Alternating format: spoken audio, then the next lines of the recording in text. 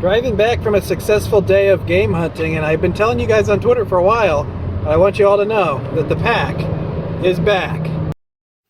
Alright, I'm here with a brand new pickup video, going over some recent buys, some cool stuff, and it'll also have some garage sales that didn't make the cut for the garage sale pickups videos. So we'll jump right into that now and see what kind of stuff I got this week. Alright, so this is some garage sale stuff, but this stuff is not going to end up in a regular garage sale pickups video. So if you've only been watching the video game pickups videos, you might not have noticed, but garage sale stuff has been typically going in the garage sale pickups videos where I have live garage sale footage now, since a lot of people have been asking for that. So, and then I kind of just do recaps after each day, but for whatever reason or not, last 2 weeks weren't very good, didn't have enough good live footage to try to use for this stuff. So I'm just going to go through this stuff, didn't have good live footage on it. And I'm just going to kind of tell the story behind it the old-fashioned way, I guess. So I think moving forward, kind of some garage sale stuff that I didn't get good footage for, or like from a day where I maybe only found one thing, will kind of go in the regular pickup videos. So my one Thursday find of the one day I went out with some manga, video game related manga at least.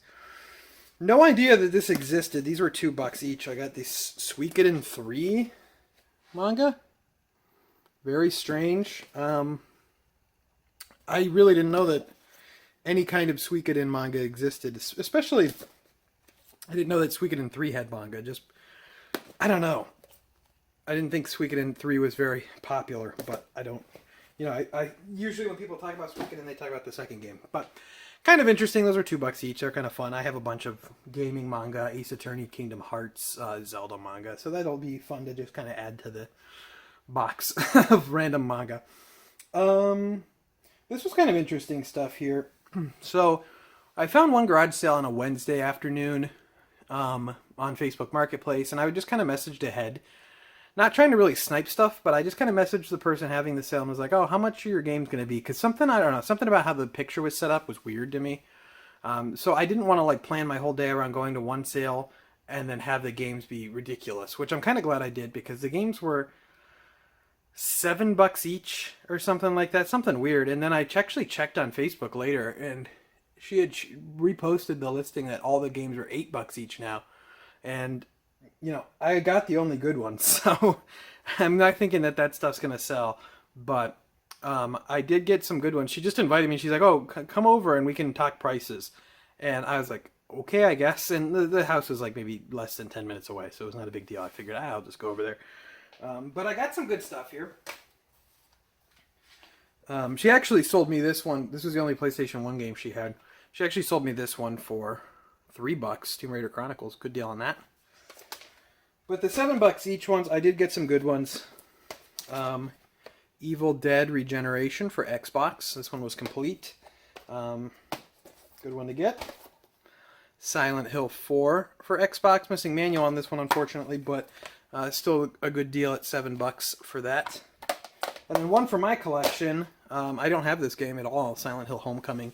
I know, you know, this is from the kind of not good era of Silent Hill when they had Western developers tackling the series, but never tried this one out. I like Silent Hill a lot. I actually just recently got the strategy guide for this one, which is cool, so got that one as well. But yeah, that was what I got there. You know, not the most exciting, but some cool stuff there. I'm glad I stopped over there, I guess, and I'm glad I didn't focus my day around it on Thursday. Even though I didn't find anything good that Thursday anyway, except for some Suikoden manga. Then my one find on Friday, this isn't for lack of trying either, just weren't many sales out. I don't know. Wasn't from lack of trying though. I was out, you know, for 4 hours each day about, like I usually am, and all I got was some Atari stuff, which I can't complain. This is some pretty good Atari stuff. These were, I paid $30 for the whole bin. There was a 2600 system, which I left on the other side of the room. Not a big deal. And then a decent stack of games here. I'll go through the games. She told me that the money was going to go to a charity. I don't know which one. Could have been the Human Fund. I have no idea, but got a good deal on this stuff. And I don't grab Atari stuff a whole lot. I don't want this to fall. Let me figure out how to... I don't grab Atari stuff a whole lot. I only really kind of grab it. I mean, I know a decent amount of Atari, but I don't know a ton about Atari, so I kind of the way I do it is just to kind of parse over the games and see, like, is there anything I don't recognize? Is there anything aside from the, Combat, Pac-Man, winter games or summer games, all this stuff? Is there anything else from that? And there was some weird stuff in here I'd never seen before, but I'll go through kind of everything here now. Cool one to find. I actually will keep this for myself, even though I don't collect Atari stuff, just because it's in good shape and just kind of fun. Mario Bros. Good shape. I don't know. Some people might have seen the garage sale video from a few weeks ago now. Got a bunch of Atari stuff, and it had the problem where they were all like all the labels were peeling off and everything, and you can tell that stuff was stored in an attic, where this stuff probably was stored in a basement, and the heat didn't get to the adhesive so badly. But yeah, Space Shuttle, classic Activision, just blue, just a blue label here. River Raid, I don't know what happened to this one here. Someone put 2 screws into it. So some NES games, 5 screw. Some Atari games, I guess 2 screw. I don't know. This isn't official because it just is torn through the label. I don't know if like it looks like the clips were broken or something. So this person's idea was to screw the cartridge together. Donkey Kong, which this is actually better than my copy of 2600 Donkey Kong, so I'll keep that. I find it interesting that Nintendo was publishing that stuff back, on the 2600. Midnight Magic. Missing the end label there, unfortunately. That was the only one, though, which is good. Strawberry Shortcake musical mashups. Excellent. Exciting game to get. Shout out to all the Strawberry Shortcake fans out there. Real Sports Baseball. Yeah, brother. Kaboom. And of course, Pac-Man. Everyone bought a 2600 Pac-Man. Didn't matter how bad it was. Of course, as well, Combat. Everyone, that was the pack-in for most 2600, so everyone had that. Ice Hockey. I prefer the NES Ice Hockey, but Mouse Traps. What does it say at the top? Exidy's Mousetrap. Grand Prix. California games. Like I said, just some of these games you see all the time. Tutankhamun. Nice. Nice, man. Don't know what else to say to that, except for nice. Solaris. Double Dunk. Berserk. Not based off the manga, I would assume. Barnstorming. And Crystal Castles. These are like the best condition 2600 games I think I've ever found. Just very good condition. And then I kind of put aside the better titles that I got. Like the value being of $10 or above title, so I'll go through those now. Burger Time. Pitfall. Frogger. Comment down below Frogger Pogger. Just because I think it'd be great to comment. Smurf. Not Smurfs, just Smurf. Couldn't get all of them. Dan Kitchen's Tomcat. Gotta love Dan Kitchen. Kung Fu Master. This was in that other bundle that I got not too long ago. Miner 2049er. You know it, brother. And then some pretty good ones. These are both, I think, like $40 or above games here. Cosmic Commuter. And Polaris. So, nice bundle there for $30. Some interesting stuff at the very least. So, pretty cool. But yeah, there's just some random garage sale finds I had where I just didn't have good footage and I couldn't really, put them with other garage sale days because I'm not going to make a garage sale video where it's like, yeah, this Thursday, Friday, Saturday, I found like one thing each, guys. Let's take a look. Doesn't seem like good content, but some cool, interesting stuff, though. So I went out to a flea market about an hour north of me. And when I got to this flea market, despite the fact that it starts at 8 on Saturday, I got there at like 8 on Saturday, there wasn't anyone there. So, got out of there and went to another flea market. That was about maybe only 25 minutes away, so wasn't too bad, too far away. And checked this one out. It was all right. A lot of just kind of overpriced stuff, and a lot of people just didn't have prices on their stuff, which is like, come on, guys, I'm not going to beg you for the price. And it's never a good sign when someone doesn't have prices on their stuff, but did walk away with some pretty decent finds. Let me see here. First find I got was some games for $5 each. Didn't do too bad. Sword Art Online. I'm not going to say the name. I'm not a Sword Art Online fan, guys. It might hurt you to hear that, but don't like Sword Art Online. I'm sorry. But one of those is like a $15 game. One of them's like a $20-ish game. And then I got Lego Harry Potter collection as well out there, which I kind of just went out on a whim and grabbed because it was only $5, and it shouldn't be too bad of a deal. Other than that, out at the flea market, I did see one. This is an N64 game. I'm less than 20 away from the complete set. And this is an N64 game I don't think I've ever seen. I don't think I've ever seen this one.